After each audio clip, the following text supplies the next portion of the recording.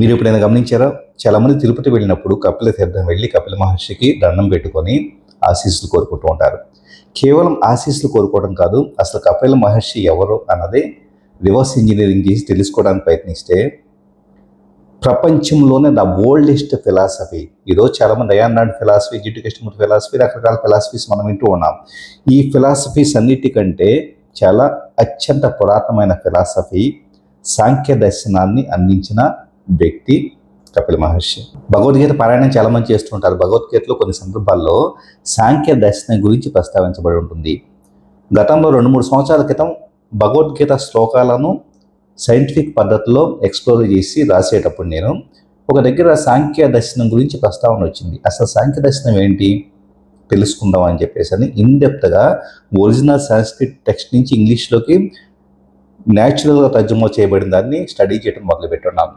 Then I realised ఈరోజు భారతదేశం అనేది చాలా గొప్పదని మనం భావించేసి పై లేయర్స్లో గొప్పదనాన్ని అది అంటారు చూసారా, తాతలు సంపెంగ నూనె పూసుకున్నారని చెప్పేసి అది చెప్పుకొని గొప్పగా చెప్పుకొని ఈరోజు గొప్పదనాన్ని అనుభవిస్తున్నాం. కానీ నిజంగా సాధన లేదు, నాలెడ్జ్ లేదు, జ్ఞానయోగం లేదు, రాజయోగం లేదు, ఎలాంటి సాధన ప్రాక్టీసెస్ లేకుండా పైన మన గొప్పదనాన్ని చెప్పుకుంటున్నాం. కానీ నిజంగా సాంఖ్య దర్శనంలో చెప్పబడిన కొన్ని విషయాలు ఈరోజు క్వాంటమ్ ఫిజిక్స్ అని 1900 సంవత్సరం తర్వాత మ్యాక్స్ ప్లాంక్, ఆల్బర్ట్ ఐన్స్టీన్ ప్రతిపాదించిన, అంటే దాదాపు కేవలం 120 సంవత్సరాల క్రితం మాత్రమే ప్రతిపాదనలోకి వచ్చిన క్వాంటమ్ ఫిజిక్స్లో చెప్పబడిన ఎన్నో విషయాలు అప్పట్లో సాంఖ్య దర్శనంలో ఉన్నాయి. సాంఖ్య దర్శనం ఎంత అద్భుతంగా ఉంటుందంటే చాలామంది భగవద్గీతలో మాయ గురించి చెప్పుకుంటూ ఉంటారు. మాయ కమ్ముకుంటుంది, సో నువ్వు కర్మయోగం గురించి ఇటు గురించి చెప్పుకుంటూ ఉంటారు. సో మాయ, the perception of an individual ఎలా తయారవుతుంది అంటే మీ దృష్టి నా దృష్టి భిన్నంగా ఉండటానికి కారణాలు ఏంటి, అన్మానిఫెస్టెడ్ యూనివర్సల్ పొటెన్షియల్లో దాన్ని సాంఖ్య దర్శనంలో ప్రకృతి అంటారు. క్వాంటమ్ ఫిజిక్స్లో క్వాంటమ్ ఫీల్డ్ అని చెప్పేసి అంటూ ఉంటారు. అంటే వేవ్ ఫామ్లో ఏ విధంగానూ పదార్థంగా మారకుండా కేవలం ఎనర్జీగా వేవ్ ఫామ్లో ఉన్న నిశ్చల స్థితి ఏదైతే ఉంటుందో దాన్ని ఇంకా మనం అర్థమయ్యే భాషలో చెప్పుకోవాలంటే శివతత్వం అంటాం. సో శివతత్వంలో శూన్యత దగ్గర నుంచేసి అన్లిమిటెడ్ మూమెంటం లేని ఎనర్జీ ప్యాటర్న్స్ దగ్గర నుంచేసి మూమెంట్ ఏర్పడటానికి సంబంధించేసి కారణమయ్యే అంశాలను సాంఖ్య దర్శనంలో చాలా ప్రస్ఫుటంగా ప్రస్తావిస్తారు. దాంట్లో 5 లేయర్స్ ఆఫ్ పర్సెప్షన్ ఉంటుంది. ఎలాంటివి? ఫస్ట్ది సెన్సరీ ఆర్గాన్స్. మన జ్ఞానేంద్రియాలతో మనం చూసే విధానాన్ని బేస్ చేసుకొని ఒకవేళ మీ జ్ఞానేంద్రియాలు బాగా పనిచేస్తున్నాయి, కళ్ళు బాగా పనిచేస్తుంటే కనుక మీరు చూసే దృష్టి ఒక రకంగా ఉంటుంది, కళ్ళు బాగా పనిచేయని నేను చూసే దృష్టి వేరేగా ఉంటుంది. చెవులు సరిగా పడకపోతే వినే దృష్టి ఒక రకంగా ఉంటుంది, పని చేస్తే వినే దృష్టి మారిపోతూ ఉంటుంది. అంటే సెన్సరీ ఆర్గాన్స్ అనేది first layer of perception. Second, అది బ్రెయిన్లోకి వెళ్ళిన తర్వాత అక్కడ ఉండే మెమరీని బేస్ చేసుకొని అసోసియేట్ చేసుకొని ఓకే ఇది ఫలానా అని చెప్పేసి అని మైండ్ ద్వారా ఫస్ట్ సెన్సరీ, తర్వాత మైండ్, ఆ తర్వాత ఇంటెలెక్ట్, ఆ తర్వాత ఈగో, ఫైనల్గా వచ్చేటప్పటికి మోరాలిటీ అంటే నైతిక సూత్రాలు. ఈ 5 లేయర్స్లో మనిషి తాను చూసే దృష్టిని మార్చుకుంటూ ఉంటాడు. అంటే కెమెరాకి 5 లెన్సెస్ తగిలిస్తే కనుక ఎలాగైతే రియాలిటీ ఈ చివరికి కళ్ళకి ఆప్టికల్ నెర్వ్ ద్వారా వచ్చి ఇంటర్నల్గా ప్రాసెస్ జరిగేసి ఎమోషనల్ రూపంలో ఎగ్జిబిట్ అయ్యేది ఎలా చేంజ్ అవుతుందో అలాగా 5 లేయర్స్ ఆఫ్ పర్సెప్షన్ గురించి ఇక్కడ సాంఖ్య దర్శనంలో చెప్పబడి ఉంటుంది. మొత్తం 24 ఫ్యాకల్టీస్, 24 5 గురించి నేను చెప్పుకున్నాను. ఇంకా రిమైన్ 21 వేరే భిన్నమైన పద్ధతుల్లో మన పర్సెప్షన్ చేంజ్ అవుతూ ఉంటుంది. అంటే విశ్వంలో ఈ క్షణం మీకు మంచి జరుగుతుంది, మీకు చెడే జరుగుతుంది, మీకు అంతా చెడ్డ వ్యక్తులే కనిపిస్తున్నారు, సమాజం అంతా నాశనం అవుతుందని మీరు భావిస్తూ సమాజం అద్భుతంగా ఉందని నేను భావిస్తున్నానంటే కనుక అది సమాజం యొక్క తప్పు కాదు, మన పర్సెప్షన్ తప్పు. మన పర్సెప్షన్ ఎలా క్రియేట్ అవుతుంది? మన ఇంటెలెక్ట్ని బేస్ చేసుకొని, ఈగోని బేస్ చేసుకొని, ఇంటర్నెట్ని బేస్ చేసుకొని క్రియేట్ అవుతుంది. దానిని ఎంత బ్యూటిఫుల్గా చూతారంటే క్వాంటమ్ ఫీల్డ్లో వాస్తవంగా క్వాంటమ్ ఫిజిక్స్ పాయింట్ ఆఫ్ వ్యూలో మనం చూస్తే క్వాంటమ్ ఫీల్డ్ ఎలాంటి మార్పు లేకుండా వేవ్ ఫామ్లో ఉండే క్వాంటమ్ ఫీల్డ్లోకి 3 రకాలుగా మనకు డిస్టర్బెన్స్ క్రియేట్ అవుతుంది. ఆ డిస్టర్బెన్స్ క్రియేట్ అయినప్పుడు అప్పటిదాకా వేవ్ ఫామ్లో ఉన్నది కాస్త మ్యాటర్గా కొలాప్స్ అయిపోయేసి మ్యాటర్గా కన్సాలిడేట్ అవుతుంది. సో అర్థం కాకపోతే మళ్ళీ చూడండి, అర్థమవుతుంది. అన్లిమిటెడ్ వేవ్ ఫామ్ అనేది అన్లిమిటెడ్ పాసిబిలిటీస్. అంటే ఫర్ ఎగ్జాంపుల్ నేను లేదా మీరు ఒక నార్మల్ పర్సన్ కావచ్చు, ఒక సూపర్ హీరో కావచ్చు, ఒక ప్రైమ్ మినిస్టర్ కావచ్చు, లేకపోతే యుఎస్ అధ్యక్షుడు కావచ్చు, లేకపోతే కనుక జస్ట్ బికారీ కావచ్చు. Whatever all the possibilities are there in the quantum field అన్నది ఫస్ట్ అర్థం చేసుకోండి. ఈ క్వాంటమ్ ఫీల్డ్లో సూపర్ పొజిషన్ అంటారు. అంటే వేవ్ ఇలా వెళ్తూ ఉంటే ప్రతి దగ్గర కూడా ఏ పాసిబిలిటీ అయినా అవటానికి స్కోప్ ఉండేలాగా సూపర్ పొజిషన్లో మనకే పాసిబిలిటీ ఉంటుంది. మీరు ఎప్పుడైతే ఈ క్వాంటమ్ ఫీల్డ్ని కొలాప్స్ చేసి దాన్ని పదార్థంగా మార్చారంటే జరిగే సంఘటనగా మార్చేవి ఏంటంటే the first observer effect quantum physics ప్రకారం.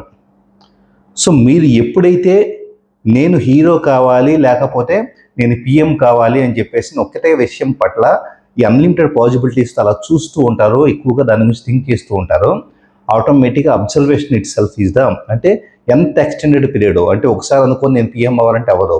కొన్ని సంవత్సరాల పాటు అదే పనిగా మీరు అదే జాస్లో ఉంటే కనుక మీ యొక్క అబ్జర్వర్ ఎఫెక్ట్తో ఆ పాసిబిలిటీ కాస్త అదే రకమైన పరిచయాలు ఏర్పడటం కావచ్చు, పీపుల్తో కలవటం కావచ్చు, రాజకీయ పరిచయాలు అలా విస్తృతం అయిపోయేసి మీరు కొన్నేళ్లకు పిఎం కావచ్చు. సో ఇది 100% పాసిబుల్. అసాధ్యం అనేది ఏది క్వాంటమ్ ఫీల్డ్లో లేదు. సో మీ మైండ్ ద్వారా పిఎం నేను అవ్వగలుగుతాను, ఈ నిధి సోది చూతాడని చెప్పేసి అనుకుంటే అది మీ యొక్క లిమిటేషన్. క్వాంటమ్ ఫిజిక్స్లో ప్రతిదీ పాసిబిలిటీనే. ఎంత టైం పాటు మీరు ఒక విషయాన్ని అబ్జర్వ్ చేస్తున్నారు. ఉదాహరణకు మీరు నాకు డయాబెటీస్ వస్తుందని చెప్పేసి అదే పనికి అబ్జర్వ్ చేయడం మొదలు పెడితే దాని గురించి ఎక్కువ ఆలోచిస్తూ ఉంటే కనుక తెలియకుండానే మీకు డయాబెటీస్ వచ్చే స్కోప్ ఉంటుంది. అంటే you are observing on a particular situation. So ఒక పాసిబిలిటీ ఆటోమేటిక్గా అదేమైంది, అది మెల్లగా మేనిఫెస్ట్ అయ్యేసి క్వాంటమ్ ఫీల్డ్ దగ్గర నుంచి మీ యొక్క ఎనర్జీ ప్యాటర్న్లోకి ఎనర్జీ సిగ్నేచర్గా వచ్చి బయోఫోటాన్స్ ద్వారా సెల్స్ మధ్య కమ్యూనికేషన్ జరిగి ఆటోమేటిక్గా ఆ సెల్స్లో ఉండే ఆటమ్స్, సబాటమిక్ పార్టికల్స్ వీటన్నిటిలో కూడా వైబ్రేషన్ ప్యాటర్న్గా చేంజ్ అయిపోయేసి వైబ్రేషన్ ప్యాటర్న్ చేంజ్ అయిన తర్వాత వాటి జీన్ ఎక్స్ప్రెషన్ ఆర్ఎన్ఏ మొత్తం చేంజ్ అయ్యేసి మీకు డయాబెటీస్ కావచ్చు, క్యాన్సర్ కావచ్చు ఇలాంటివి వచ్చే స్కోప్ ఉంటుంది. అంటే క్వాంటమ్ ఫీల్డ్ ఇన్ఫ్లుయెన్స్ చేస్తుంది ఏంటి? The first thing is observer effect. రెండోది ఎనర్జీ. ఏ టైప్ ఆఫ్ ఎనర్జీని మీ ఎలక్ట్రోమాగ్నెటిక్ ఫీల్డ్ నుంచి యూఆర్ ఎమిటింగ్ అని చెప్పేసి అంటే మన శరీరంలో వచ్చే థాట్స్ ఎలక్ట్రిక్, మన బాడీలో వచ్చే ఎమోషన్స్ వచ్చేటప్పటికంటే సెంట్రల్ నర్వస్ సిస్టమ్ ద్వారా థాట్ తర్వాత మన శరీరంలో వచ్చేవి ఏవైతే కనుక ఎనర్జీని మోషన్ ఉంటుందో ఎమోషన్, ఆ emotion itself is the magnetic. ప్రతి ఎలక్ట్రిక్ ప్రవాహం మీద మీకు మ్యాగ్నెటిజం అనేది ఉంటుంది. ఫస్ట్ ఇది గుర్తుపెట్టుకోండి. మీరు ఒక చిన్న కాపర్ వైర్ని తీసుకున్నా కానీ పైన మీకు షీల్డింగ్ చేసి ఉంటుంది కానీ ప్లాస్టిక్ షీల్డింగ్ షాక్ పట్టకుండా లోపల కాపర్ వైర్లో ఉండే ఎలక్ట్రిసిటీ పాస్ అయ్యేటప్పుడు దాని మీద ఇన్విజిబుల్ మ్యాగ్నెటిక్ ఫీల్డ్ అనేది ప్రయాణిస్తూ ఉంటుంది. సో ఎలక్ట్రోమాగ్నెటిజం అనేది మీ శరీరంలో ఎలక్ట్రిక్ అంటే బ్రెయిన్లో వచ్చేటప్పటికే న్యూరాన్స్ మధ్య ఎలక్ట్రిక్ ఇంపల్సెస్ జరిగినప్పుడు ఇంపల్సెస్ ద్వారా మోటార్ యాక్టివిటీ ద్వారా కావచ్చు, రకరకాల దీని ద్వారా సెంట్రల్ నర్వస్ సిస్టమ్ ద్వారా శరీరంలోకి ఇంపల్సెస్ ప్రయాణించిన తర్వాత మ్యాగ్నెటిజం ఏర్పడేసి ఈ ఎలక్ట్రోమాగ్నెటిజం ఒక ఫ్రీక్వెన్సీ లాగా ఎమిట్ అవుతూ మన శరీరం నుంచి బయట క్వాంటమ్ ఫీల్డ్లోకి వెళ్తూ ఉంటుంది. సో ఏ ఫ్రీక్వెన్సీని మీరు క్వాంటమ్ ఫీల్డ్లోకి ఎనర్జీ రూపంలో పంపిస్తున్నారు దాన్ని బేస్ చేసుకొని ఇక్కడ మీ యొక్క అబ్జర్వర్ ఎఫెక్ట్ అనేది ఇందాక అనుకుంది. ఇప్పుడు ఏమైంది, you are emitting some energy into the quantum field కాబట్టి ఆ ఎనర్జీకి మ్యాచ్ అయ్యే పాసిబిలిటీ అనేది మ్యాటర్గా పదార్థంగా మారుతుంది. ఉదాహరణకు మీరు ప్రేమపూర్వకంగా ఫీల్ అవుతున్నారు అనుకోండి, ప్రేమపూర్వకమైన థాట్స్, అందరిని ప్రేమించాలని చెప్పేసిన ఆలోచనలో దాంతోపాటు హ్యాపీగా ఉన్నట్లు మీ యొక్క ఇంటర్నల్ స్టేట్ ఉందనుకోండి, the same sort of energy as it ఈస్గా మీకు కనెక్ట్ అయ్యే స్కోప్ ఉంటుంది. ఈ రెండే కాకుండా కొన్ని డిస్టర్బెన్సెస్ అంటే అట్మాస్ఫిరిక్ డిస్టర్బెన్సెస్ కావచ్చు, ఇలాంటి ఎన్నో దీని మీద ప్రభావితం క్వాంటమ్ ఫీల్డ్ మీద ప్రభావితం చూపిస్తూ ఉంటాయి. ప్రకృతిని శాసించేవి ఏంటి అని సాంఖ్య దర్శనంలో వీటన్నిటిని యాజ్ ఇట్ ఈజ్గా చెప్పడం జరిగింది. అంటే ఈరోజు కేవలం 100-150 సంవత్సరాల క్రితం తీసుకురాబడిన క్వాంటమ్ ఫిజిక్స్ అనేది జస్ట్ రీసెంట్గా వచ్చింది. ఎన్నో ఏళ్ల క్రితం, ఎన్నో వందల సంవత్సరాల క్రితం సాంఖ్య దర్శనంలో కపిల మహర్షి ఒక ఫిలాసఫీ రూపంలో ఇదంతా కూడా మ్యాటర్ పదార్థం ఎలా మారుతుంది, విశ్వంలో ఉండే రకరకాల పదార్థాలకు మధ్య ఎలాంటి బాండింగ్ ఉంటుంది, మేనిఫెస్టేషన్ ఏంటి, ఎనర్జీ మూమెంటం అంటే ఏంటి, వీటన్నిటి గురించి ప్రస్తావించున్నాడు. అంటే గుణాలు, వాటిలో ప్రత్యేక గుణాల గురించి ప్రస్తావిస్తూ ఉంటారు. సాత్విక గుణం అని చెప్పేసి అంటే చాలామంది మామూలు అనుకుంటారు ఫుడ్ వీటి గురించి. సాత్వికం అంటే ఎలాంటి మేనిఫెస్టేషన్ చేయకుండా unmanifested form of the wave. ఆ తర్వాత రాజసికం అంటే కనుక ద ఎమోషన్ విచ్ ఈజ్ ఏదైతే మన ఎనర్జీ రూపంలో పంపిస్తూ ఉన్నామో నా moment of the thought the emotion itself is the రాజసిక గుణం ఉంటుంది. రాజసిక గుణం ఉన్న ఎమోషను సాత్విక గుణం ఉన్న అన్లిమిటెడ్ వేవ్ ఫామ్ మీద ప్రభావితం చూపిస్తే కనుక ఫైనల్గా ఏమైంది, అది తామసిక గుణం కలిగిన ఒక పదార్థ రూపంలో, అంటే అప్పటిదాకా వేవ్ లాగా ఉన్నది కాస్త పార్టికల్ రూపంలో పదార్థ రూపంలోకి మేనిఫెస్ట్ అయింది. అంటే సాత్వికమైనది అన్లిమిటెడ్ పొటెన్షియల్లో శివతత్వం అనుకుంటే కనుక, రాజసికమైంది మన ఎమోషను, మన energy pattern, what we're going to manifest అనేది అనుకుంటే కనుక, తామసికమైంది ఫైనల్గా వచ్చే అవుట్పుట్ కన్సాలిడేషన్ ఆఫ్ ద రాజసికం అని చెప్పేసి అనుకోవచ్చు. ఎంత బ్యూటిఫుల్ దీన్ని మర్చిపోయేసి మనం ఏం చేస్తున్నామంటే కనుక నా మతం గొప్పదే, నా మతం గొప్పదే. మతం గొప్పదే, ఆ గొప్పదనాన్ని ఇంటర్నల్గా తెలుసుకోవడానికి ప్రయత్నించండి, సాధన చేయండి. సాధన చేయకుండా పై లేయర్స్లో మూర్ఖత్వంతో బతికేది ఏది బతుకు కాదు.